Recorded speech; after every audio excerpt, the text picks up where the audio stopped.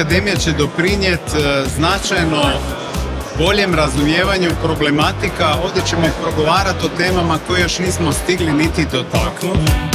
Ovo je sljedeći korak u razvoju AKO kompanije u Hrvatskoj. Zapravo je mjesto gdje ćemo zajednički u saradnji sa našim klijentima, dugogodišnjim saradnicima raditi na projektima budućnosti i stvarati moderna, adekvatna, funkcionalna rješenja koja će doneti dobrobit za sve.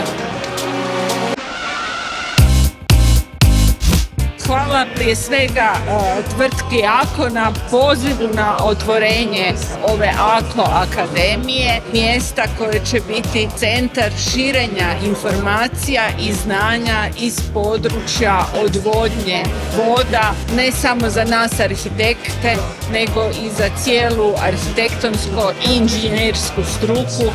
Veselim se što sam danas ovdje na otvaranju AKO akademije. Nisam prvi put ovdje, ali sam prvi put u ovako sređenom izdanju. Jedna od glavnih poruka mojeg predavanja će biti: prilagodimo se klimatskim promjenama. Teško ćemo ih moći spriječiti, možda ih možemo ublažiti i naravno najviše im se možemo prilagođavati.